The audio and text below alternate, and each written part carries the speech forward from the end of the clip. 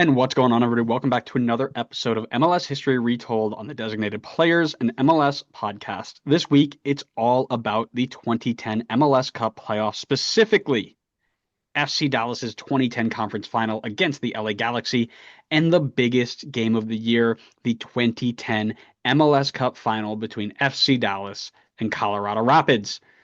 I'm Andrew, that's Connor, and this is MLS History Retold. Connor, how you doing? I'm tired today. Me too. Been I a need a nap. crazy, yeah, it's been a crazy couple of hours, right? I mean, LAFC winning the $10 million game, that'll go down in history. We'll definitely be talking about that at some point. Um, Another game that goes down in history, Atlanta absolutely getting dog walked by New York Red Bull last week or on Saturday. We'll definitely be talking about that too. Choupo-Moting scoring a non-penalty goal against him. Yeah, that's right. I remember your shots fired. Congrats, he's up to like what, five non-penalty goals this season now? Hey, he's on 10 heading into the halfway point. My prediction seems pretty good. If you aren't sure what we're talking about, make sure you go check out our last episode where we did our MLS mid-season review. We give a little bold prediction. We give some of our favorite teams, our most surprising teams, all these sorts of things. And of course, everybody's favorite, the mid-season rankings and predictions. So make sure you go check that out and follow us wherever you get your podcasts and social media and things like that, because that helps us interact with you guys, and that's the most fun that we have doing this. The other really fun thing that we have when we do this is something called Scarf of the Week. We love a good scarf. Connor, what are you rocking? Well, one of the teams in this story today for MLS Cup Final are the Colorado Rapids. So for the second week in a row, you're seeing my one and only Colorado Rapids scarf. Wow, only one Colorado scarf. That's What do you pretty expect to lit. have an entire collection of Colorado Rapids scarves? I expect you to have a collection of scarves, and I expect you to display them prominently and proudly, but it seems like you're struggling to do that. Yes, please tell me where I can display all my scarves. Well, you see right over your left shoulder there. I believe it's your left shoulder. It might be your right.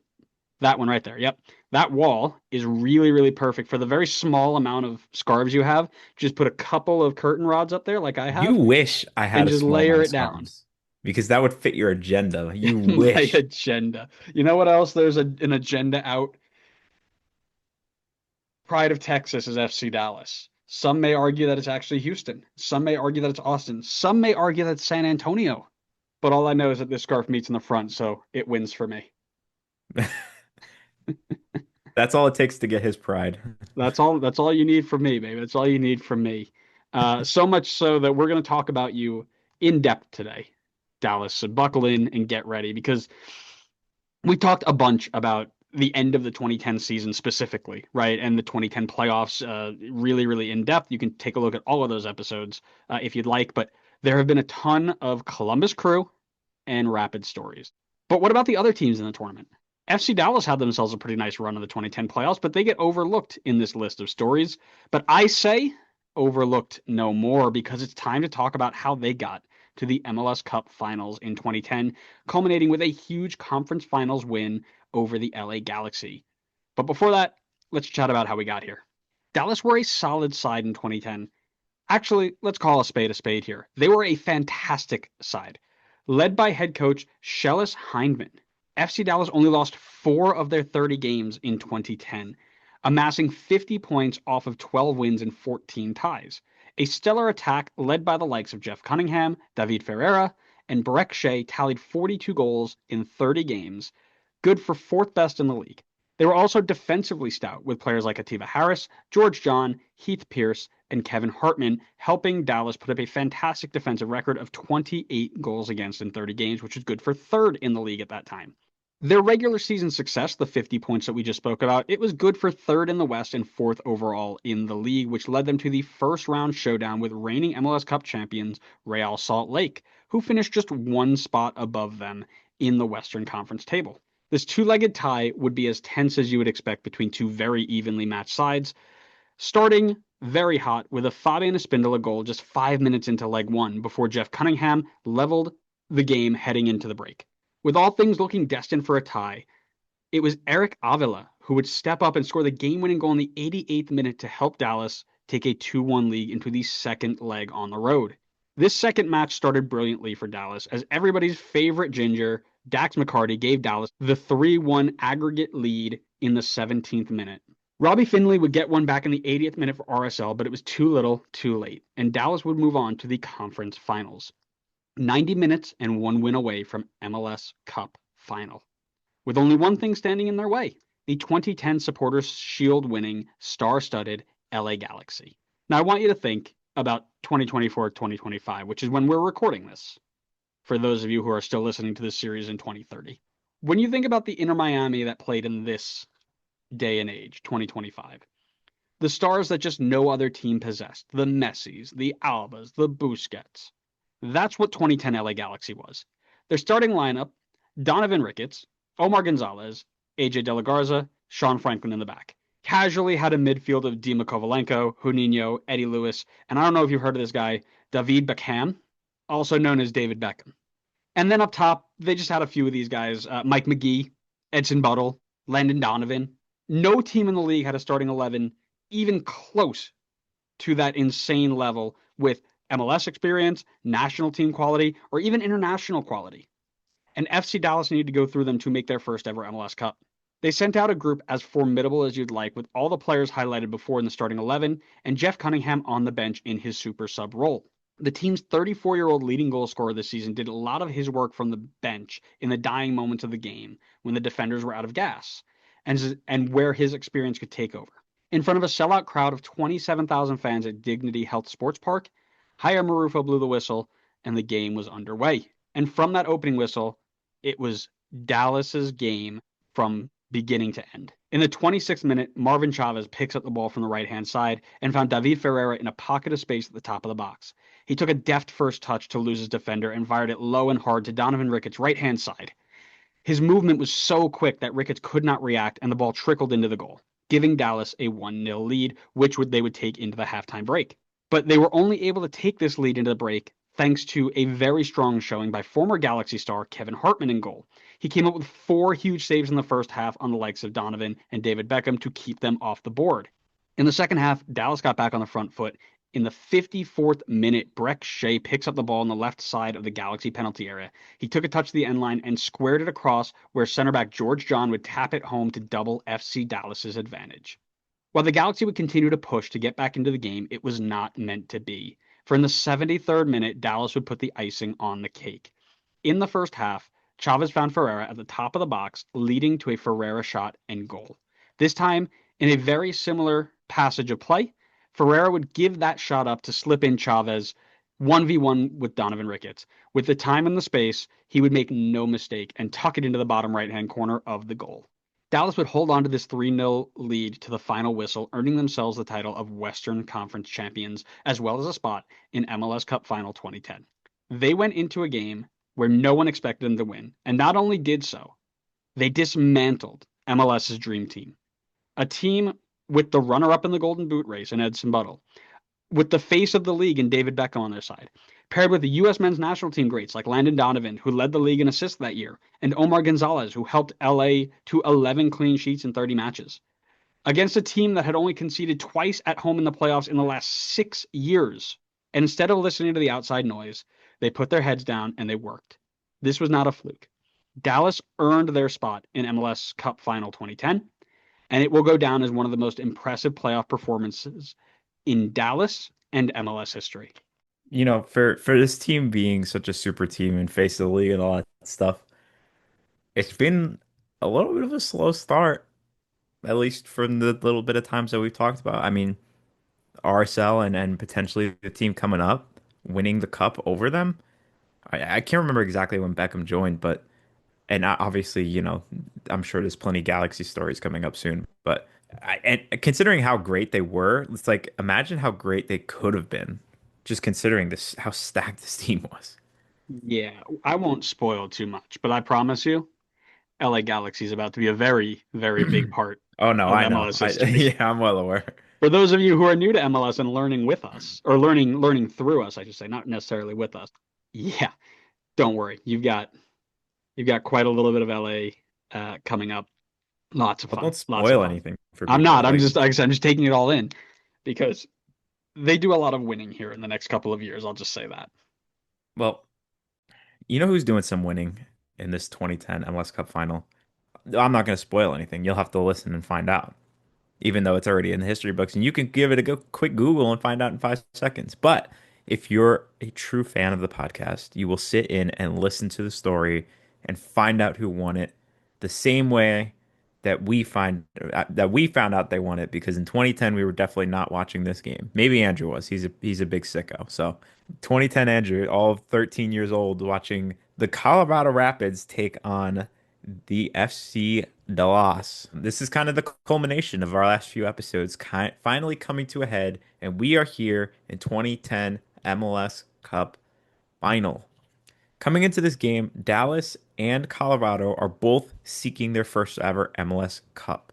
With that in mind, this makes the final even more intense and nervy for both the players and the fans. Dallas has to feel like the favorites here, considering the team finished higher in the table, has the MVP on their team, and is coming off a demolishing, as Andrew just talked about, of the LA Galaxy super team.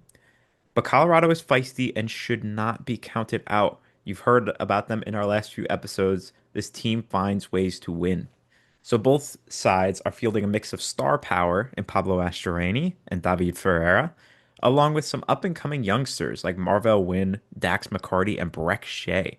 The game kicks off at BMO Field in Toronto, Canada, and it would take seconds for Dallas to get their first chance of the game as Jair Benitez whips in a good cross, which finds the head of Atiba Harris, who tries to guide the ball to the keeper's left, but couldn't quite get enough power on it, as the ball just barely goes wide of both the net and the full stretched Matt Pickens. Dallas super close to the fastest goal in MLS Cup history. However, we play on scoreless. The first chance for Colorado comes in at about the 7th minute as the ball finds the foot of Mastroeni, who slips in a good ball in behind for the on-running Brian Mullen, who finds himself ahead of the defense, but with a tight angle to beat the legendary Kevin Hartman in goal. And because there isn't much of an angle, he kicks it straight into the arms of Hartman. Both sides now with an early chance in this game. The first tough call of the game comes in the 27th minute as Connor Casey is free with the ball in the box until he's seemingly taken out by the sliding Benitez. However, the second official nor the first official make any call for a penalty, much to the dismay of the Rapids players. On replay, it honestly did look like a pen to me, but it was very close. Will this come back to haunt the Rapids? We'll find out. The next bit of action is not too far away, as in the 35th minute, Marvin Chavez finds himself with the ball down the right flank and loads of space. He looks up to see two Dallas players running in behind, looking for the early cross as there are only two Colorado players back to defend them. It's going to take a good cross, but Ferreira finds space between the two to beat the back line. Chavez does his part as he plays in a perfect cross just behind the first Colorado defender and before the other, which left it perfectly for the MLS MVP Ferreira to run in behind and tap the ball home just ahead of the charging Pickens to give Dallas the lead. This would be the score that remains going into halftime, leaving Colorado with much to do in the second half. It would take until the 56th minute for the chaos to ensue and the action to kick into high gear again. A ball is chipped by Casey ahead of Omar Cummings and the Dallas defense, which sees Cummings and Zach Lloyd chasing after. Lloyd is the first to it and clears it, but can only clear it weakly outside the box on the left flank where Jamie Smith picks it up and in tons of space. Lloyd quickly charges to close the space, but while in doing so, opens him up to get beat as Smith takes a quick cut to his left and dices up the charging Lloyd, which again leaves Smith with tons of space, this time in the box. This time he plays a cross right in front of Hartman as Casey found a pocket of space right in front of the goalkeeper. Hartman was equal to it though, and they both dive for the ball and stop it dead in its tracks. The problem for Hartman is that he doesn't have possession. And while Casey is on the ground, he has exceptional awareness here to find the ball and poke it into the wide open net. All while still on the ground, mind you. Colorado are now level, and you have to believe the momentum is fully with them. But the game is still level, and anybody can win this. Another big chance for Colorado is in the 62nd minute. They have a free kick outside of the box, which would be far for a shot, but not impossible. They roll the ball out for the charging Jeff Lorenowitz, who strikes it beautifully and almost beats Hartman, who reacts really well to the bend of the ball and was able to make the late adjustment to save it and keep it level. Dallas comes in with the next big chance in the 73rd minute. They have a free kick deep on the left flank with Daniel Hernandez over the ball to cross it in. He plays a gorgeous cross that curls towards the goal line and causes chaos in the box as neither side can get a clear head to the ball.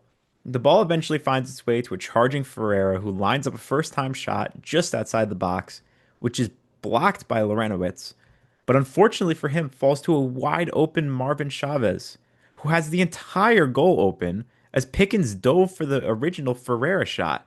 But for some reason, he opts to take a touch, which is immediately swarmed by Colorado defenders who clear and end the attack. Dallas had much of the ball this half and was definitely the more threatening side since that Colorado goal. However, the Rapids were equal to it and were managing to keep it level. The game would ultimately finish 1-1, but this is MLS Cup Final, so we can't end in a tie. We're off to extra time, and if we're still tied after that, penalties. It would take a bit of time in extra time for the action to come alive, but in the 107th minute, Casey would hit a cross to the other end of the box to find Makumba Kanji in some space with only one defender on him.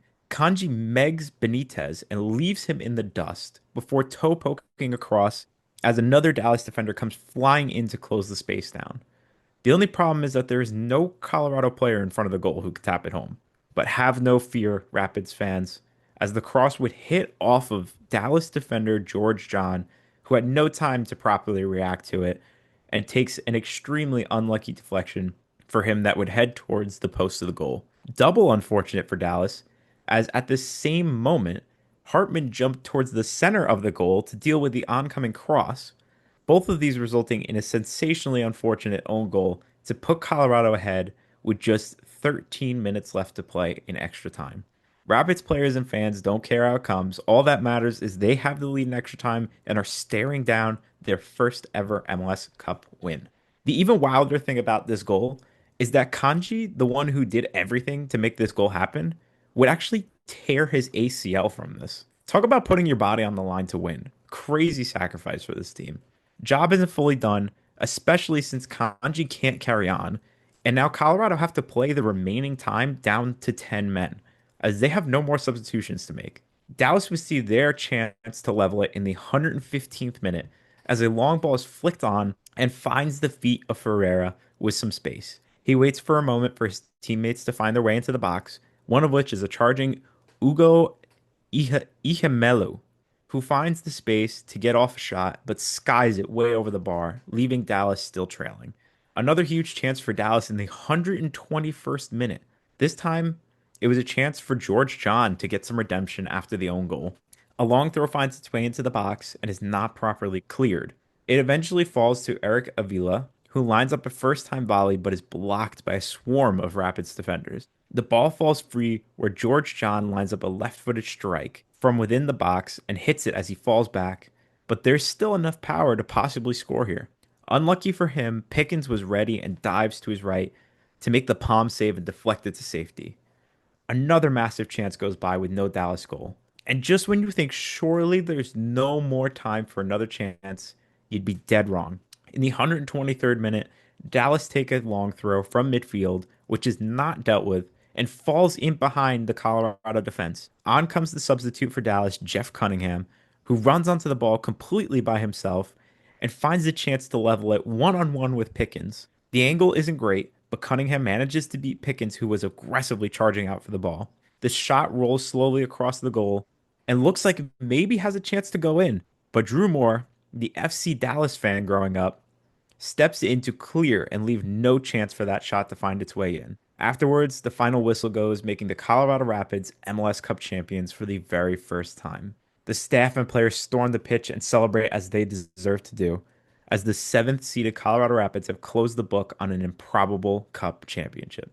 That is up there, and I remember we ranked MLS Cup Finals. That one's up there as one of the ones that will always come into memory. I mean, it's got a whole bunch of firsts, right? The first game to, I believe, win on an own goal, I think is the official one there. But I mean, just the way that whole own goal happened, right? The injury to Matt Kanji and the fact that they were able to hold on with 10 men after that, like it just so much goes into that game. But what a great way to end the 2010 season, right? What a great time that was. Yeah, I felt like we spent a lot of time on that 2010 season. That must have been quite the year. Yeah, well, because think about it, right? That's right about the time Beckham was coming around, right? So it's right about the time all the new eyes were coming into the league. And it's like, oh, yeah, that's where I remember this is my first time watching this or that or this or that. And it's like, okay, that's starting to make sense. And like I said, Beckham, I mean, he joined up in '07 or actually, no, '08. And it was like, okay, that was, but it takes time for you to really get into it, right? You're not just going to watch back and be like, oh, yeah, this is my team now. I remember all of this, right? It takes time for you to get hooked. So this is right about the time where it's getting in and being a part of it. So that's really exciting. And we've got another 15 years to go. Yeah, well, not to mention too, it's like I'm sure there's tons of teams who have a lot of fond memories of being able to beat this Galaxy super team. Hmm. Like the Dallas story that you were talking about. I bet it's going to be a very similar situation with Messi currently. Like surely that Atlanta Miami series will be on this list at some Oh, point. it's So it's already like, there. I've already yeah, put it there. exactly. So it's like there's gonna be moments that are like almost mirroring the exact same situation that you're seeing in 2010. So it's like, you bring in these superstars and all of a sudden, people have a lot of memories, what even if it's not necessarily remembering good things that these superstars were doing, it's chances to beat them and, play underdog, play spoiler. Yeah, 100%. 100%. Like I said, it's only going to get better from here. So if you enjoyed that, make sure you follow us along wherever you get your podcasts and on social media. So, when the next episode goes live and we jump right into 2011, and we're going to go with a little bit of MLS lore here, less games and more. Can you believe that happened? We're talking about raccoons at RFK Stadium, baby. This is going to be a good one. I love this story. And of course, we're going to start talking about some traditions too, right? The Portland Timbers log cutting tradition is going to be very, very nice. So make sure you stick around for that and follow us wherever you get your podcasts so you know when all of our episodes go live. Thank you so much for listening. We hope you enjoyed it. We'll see you next time on the next episode of the Designated Players and MLS Podcast. See ya.